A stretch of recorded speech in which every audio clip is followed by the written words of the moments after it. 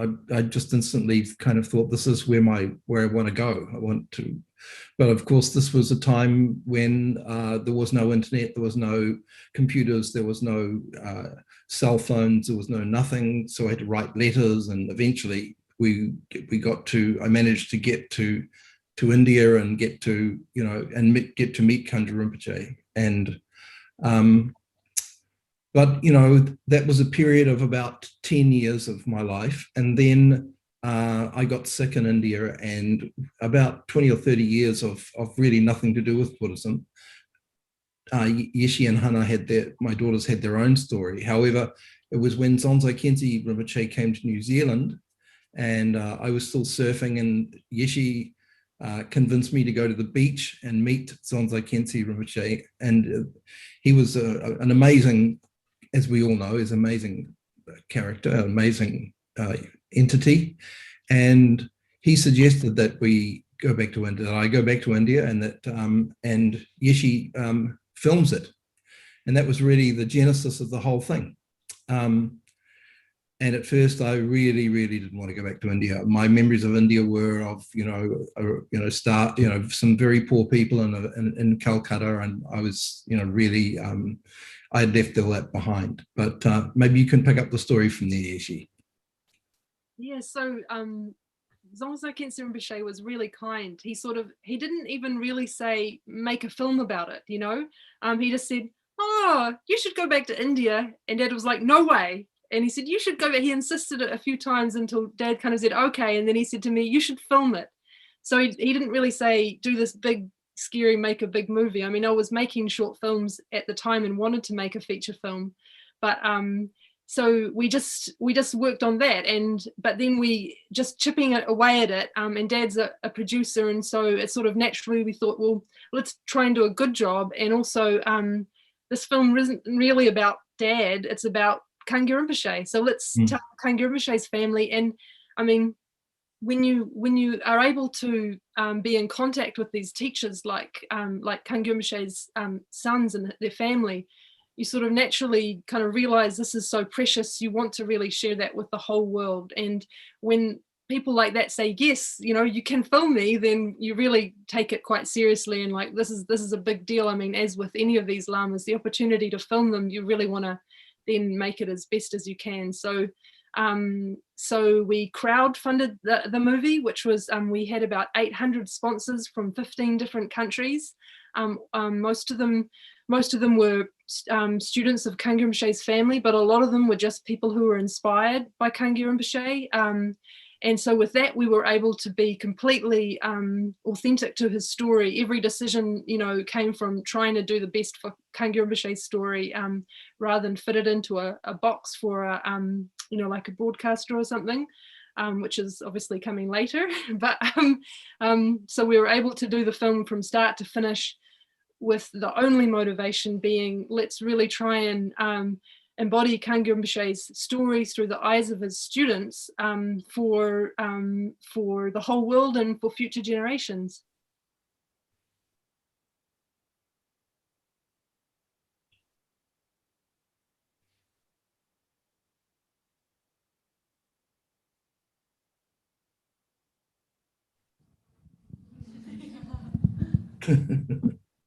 So, hi everybody, I'm Erin. May I ask the first question?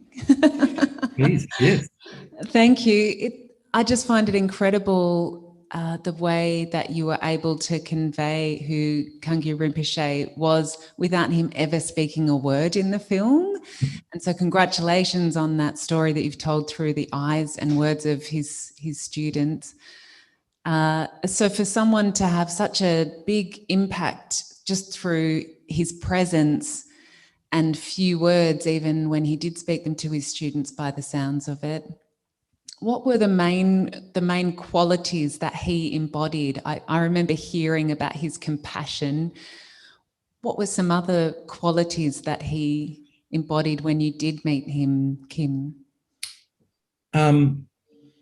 That's a very good question. I was completely, I had very high expectations.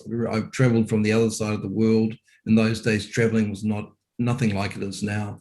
And so when I actually got to meet this person, I had all these kinds of prerequisites. I didn't want to meet some kind of long-haired, kind of robed up, kind of long fingernailed holy man, because being Australians and New Zealanders, I wanted something much more. I don't know what I wanted to expected, but I certainly wouldn't have gone for that kind of a teacher.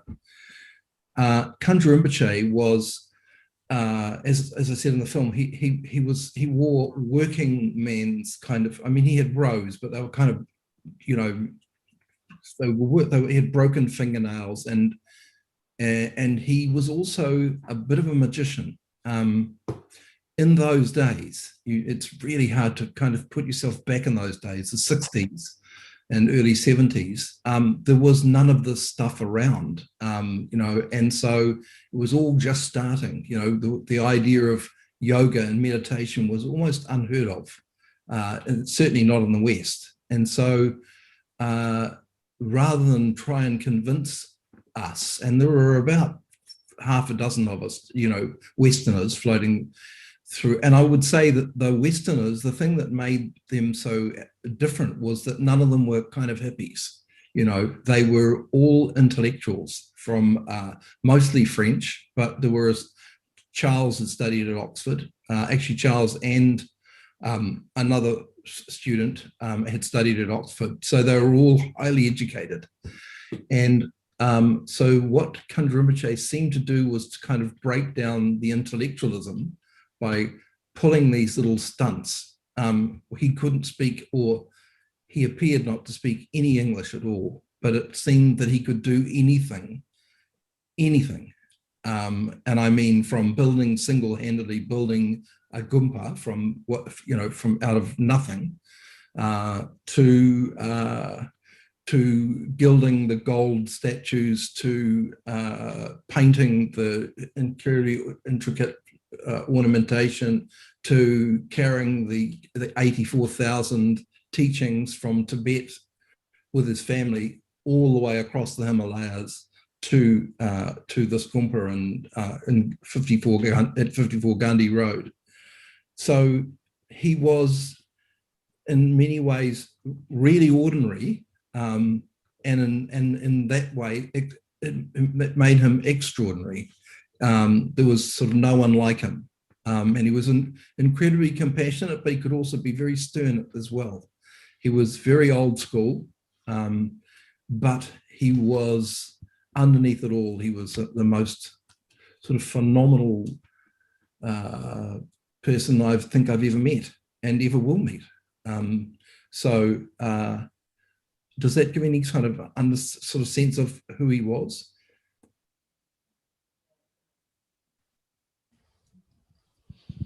Yes, it does, Kim. Thank you. Yeah. Okay. Sounds a little bit like my trip through India with Geshe-la, January before last. Just seemed to be able to make magic happen. Yes. Yep. Does anybody else have a question that we can pass the microphone around to?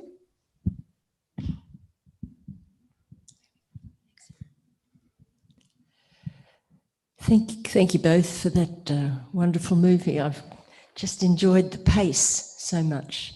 I did wonder, Kim, how did you come to the decision to go to Shanti Niketan first and then go to Darjeeling? What was that about? Well, actually, it was the other way around. In reality, we went first. Of course, the first and foremost was Buddhism. But when we were there and we're in Darjeeling and met Kangyur Rinpoche and took refuge with him and was started on the long road of the Nundro, etc. The Darjeeling at that time, and still is quite a high security risk, and there was a lot of spies going in and out of the place, and so you could only get a few weeks visa there. So I'd played music and I was pretty keen to study Indian music. So, and I mentioned this to Kangyur Rinpoche. So he sent me to Shanti Niketan after Darjeeling to study from Tibetan. I also wanted to learn Tibetan language. In fact, we insisted we all study Tibetan language, because he was preparing us to be translators for these texts. So I studied Tibetan language from Visva University, and also Indian classical music from Visva University. So although in the film it happens a bit out of sequence, we actually went to Darjeeling first and then went down and studied in Shantiniketan and stayed. The summers we'd go up and spend time in Darjeeling studying Buddhism, and in the winters we'd go down and do our practice, and I'd study sitar, Indian classical music. Thanks. I just wondered, what importance did Rinpoche put on the music? I think he was aware that, it was a part of my life, and a big part of my life. And I think he wasn't. It was really hard to know. I could never sit down and really ask him what he thought of Indian classical music, but he realized that it was a sort of partly spiritual music, although it proved to be just another very tough, very disciplined form of classical music, like Western classical music is. However, I think just the discipline of it was, enough for it to be valid as a practice also.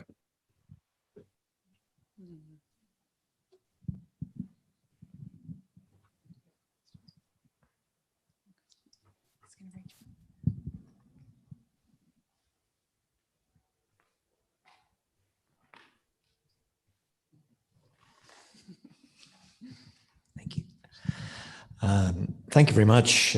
Like everyone here, I'm sure, we very much enjoyed the evening and know a little bit about you both as a result of the movie you've made. So thank you for that. My question, Kim, is that Buddhist books and Dharma literature is much more available today than it was in the past. So all my beach adventures, I've never found any books.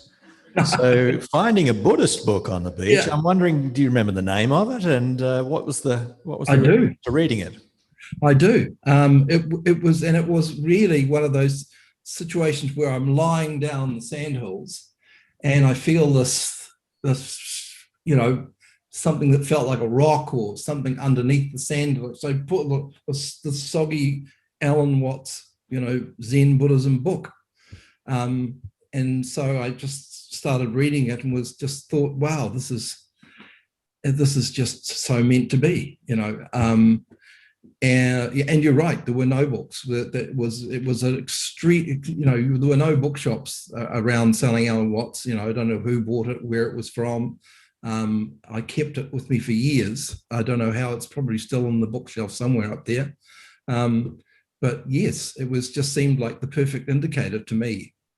I'd been, experimenting with, some psychedelic experiences.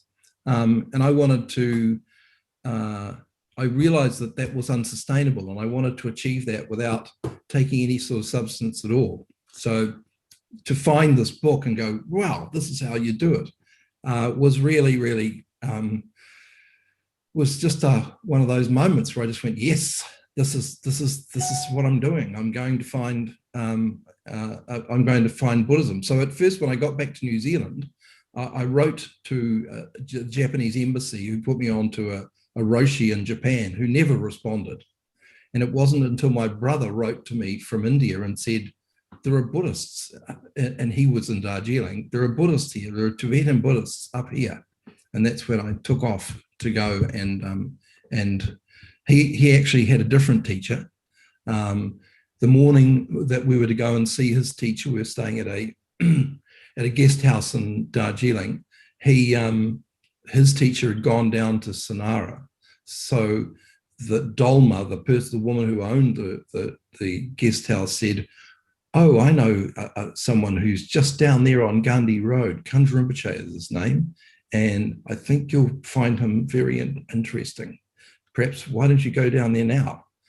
And so that started off, Yeshe's mother and I went wandering down Gandhi Road, and we saw all these flags. So we knew he was next door to Tenzing Norgay's house, and every Kiwi at that time knew Tenzing Norgay because he climbed Everest with Edmund Hillary. So I thought, oh well, Tenzing Norgay is sure to have all those flash flags out there, so we'll just check we're in the right street, and that, you know, if he's there, then next door will be Kangyur Rinpoche's house. So we knocked on the door. This woman, gorgeous woman, I mean Tibetan woman, opened the door and said, "Oh, you've come in." And we said, "No, we're not. He's expecting you." And I said, "No, we're not. We haven't got a meeting with anyone. We're just looking for Kangyur Rinpoche." And she went, yes, come in. No. Yes. So they pushed us into the house, and as it transpired, as my recollection, we sat down for a cup of tea and then walked Kangyur Rinpoche and turned my world upside down, changed it forever.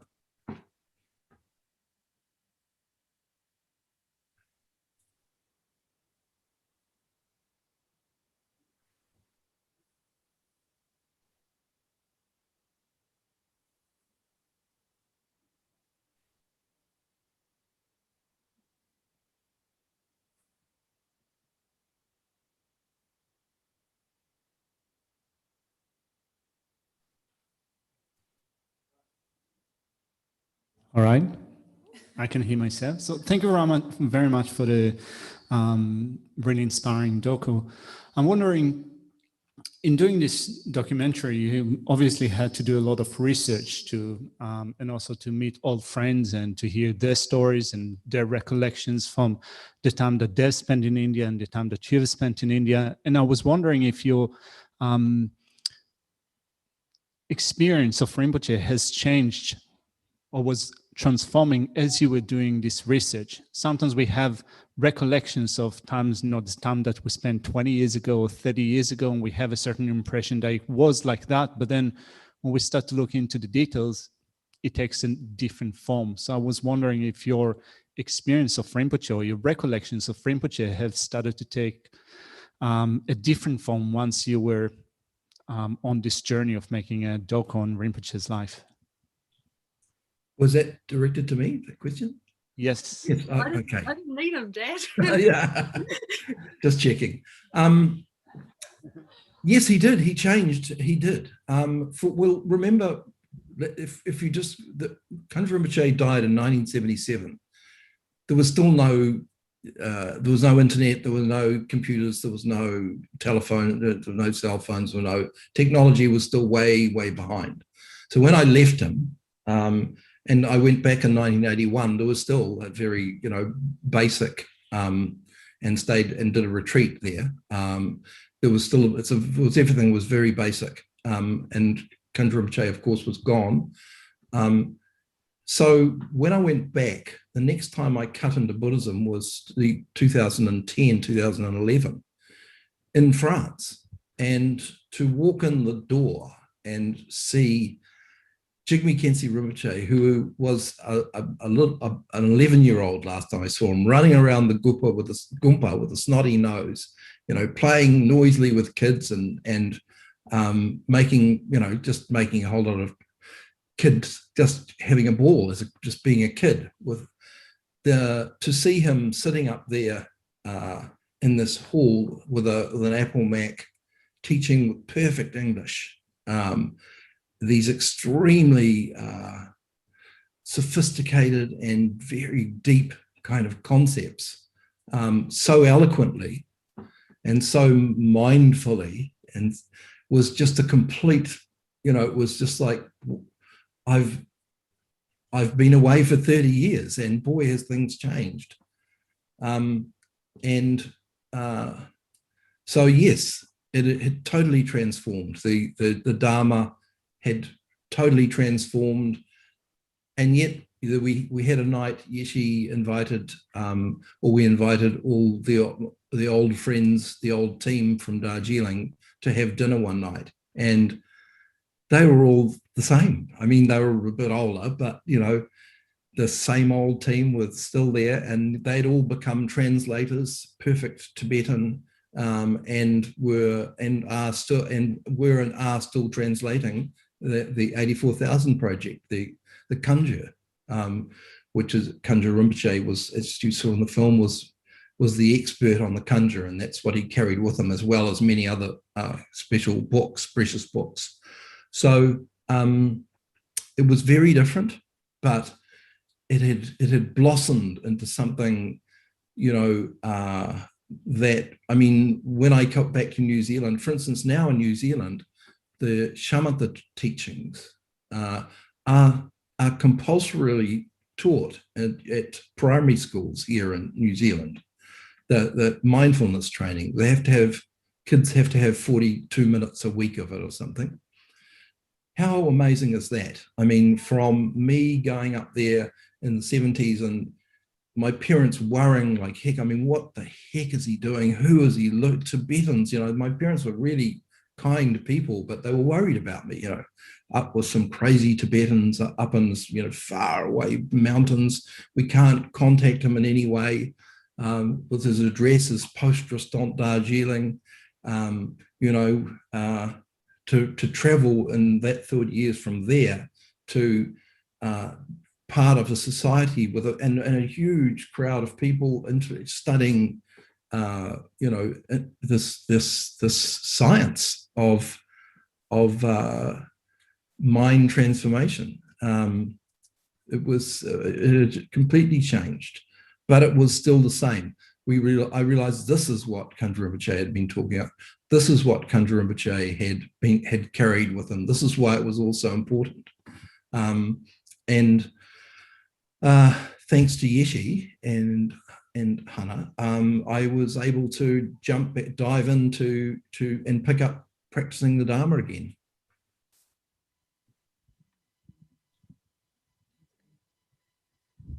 We have one more question from down the front here, and then Julie, you might take some from the back.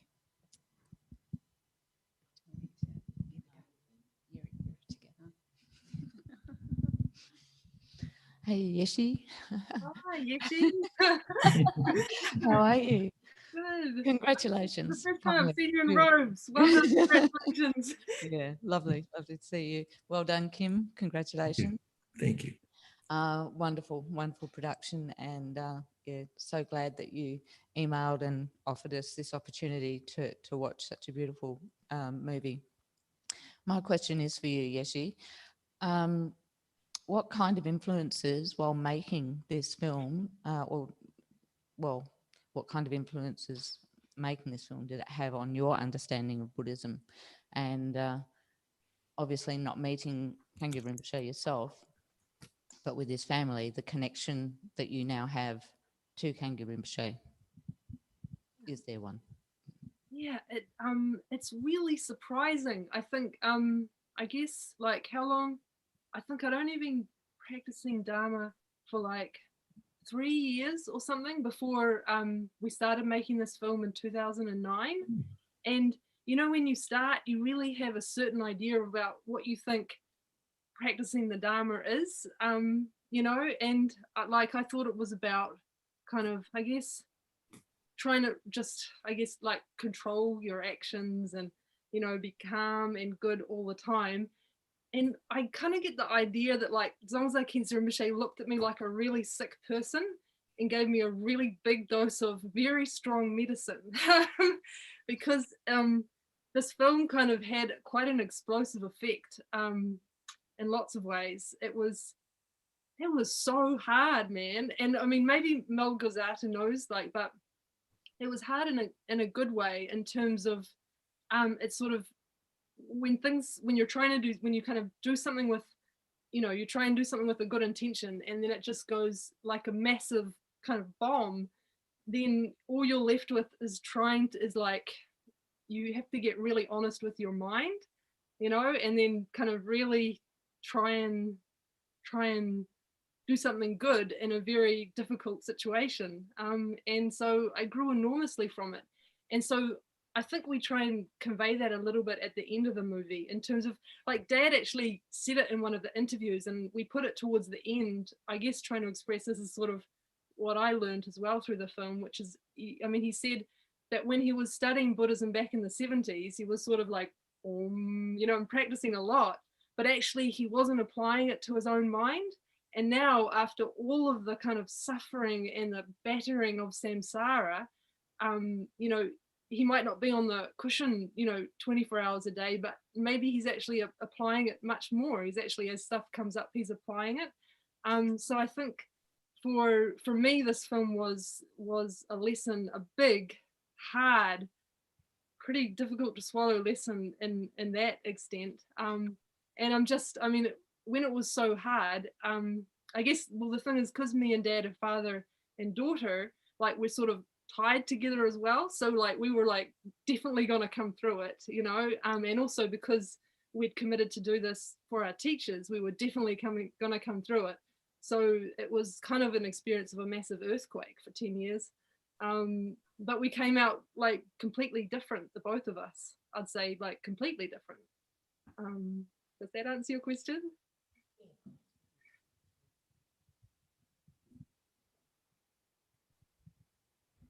Anyone with a question from a chair? Julie's got the microphone. Okay.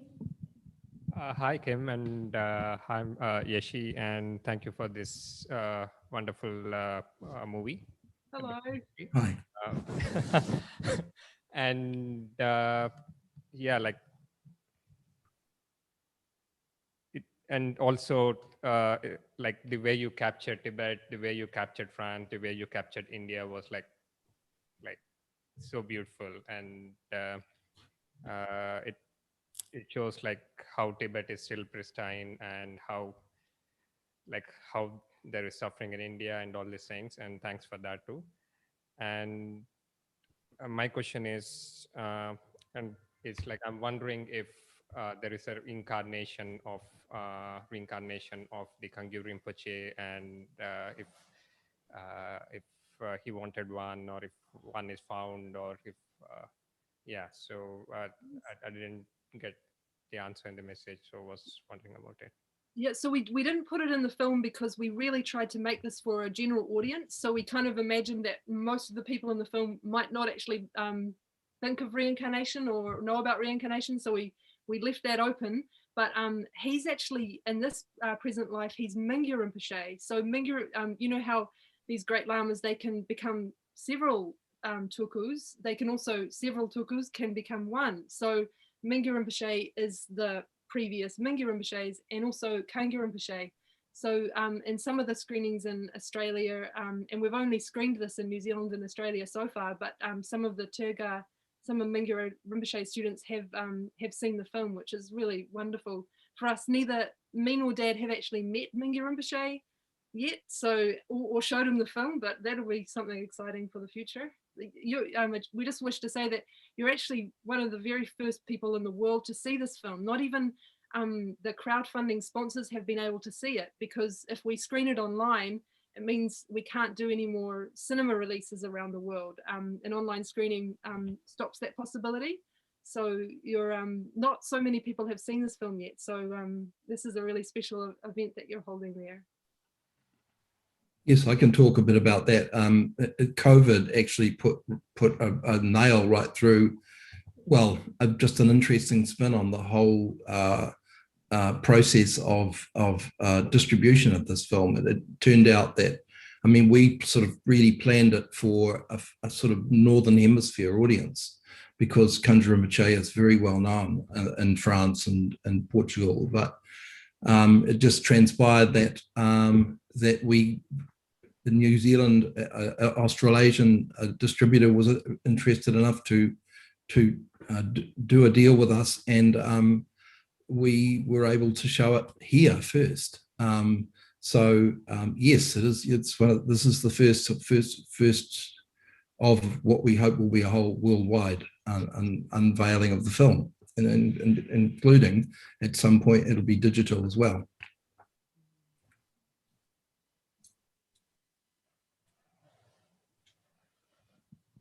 Any other questions in the back? Anybody? I have a question, but I'll come down the front again. Just wondering, what was one of the standout special moments while you're making this film? And thank you so much for all the effort that you went into. It was just exquisite. Thank you, thank you, thank you so much. Who's the question? Dad, you answer the question, Dad. No, I think he's just directed at you, Yeshe.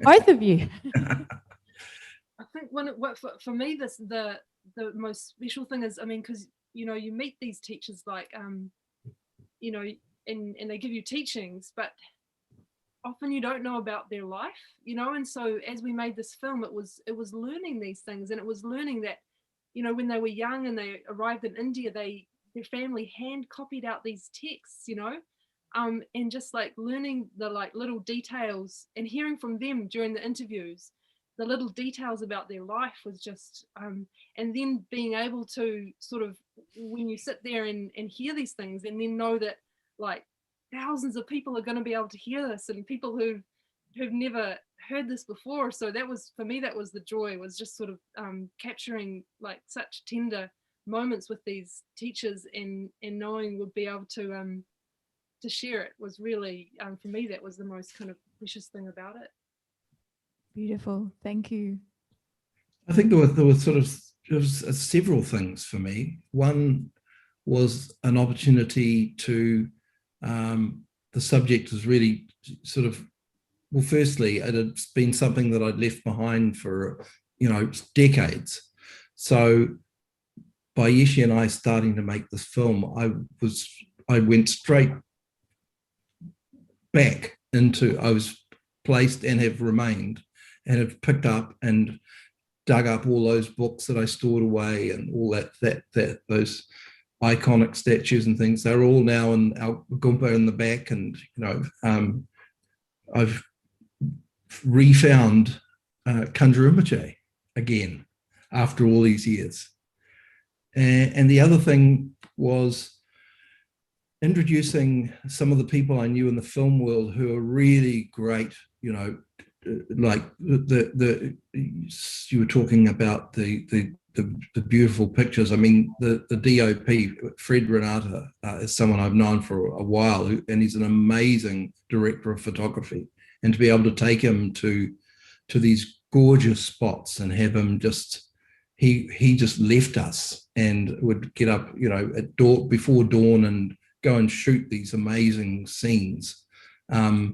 So to have and people I knew from the music industry, we were able to put this through their studio and, just work with people and see how they were affected by these teachings, that, Fred is now, would call himself a Buddhist, I think. And there was a lovely scene of Fred up in Darjeeling at the monastery now, which is now an orphanage also, with hundreds of little kids running around. And his crew, that were his helpers, were 10 little monks, and they would run everywhere with this long bamboo pole that they'd broken with a microphone on the end. And it was just gorgeous, working, introducing the two worlds together and them all getting something out of them. They were fascinated by Fred, and Fred was fascinated by them. And the third thing is that it allowed me to revisit a part of my life which I'd left behind. And I didn't think I'd ever get back. So for me, it was refinding Kangyur Rinpoche and all his family, and rewiring that together, that relationship and it was as if we never went away. Pema Wangjola, who I hadn't seen for 30 years, greeted me as if I'd just seen him the day before yesterday. It was amazing, truly amazing. Thank you.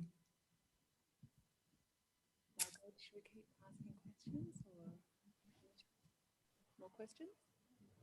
More questions? It's all silent in the Gompa. Yeah. So thank you so much for allowing us the opportunity to show this film. It's a really, as you probably gathered, it's a very special film for both of us. And we hope you got something out of it. We so did. We're cheering. Woo! Thank you so much. Thank you, Kim, and thank you, Yeshe. And a big thank you to Malgo for organising this evening. Let's give her a big round of applause. Thank you, Malgo.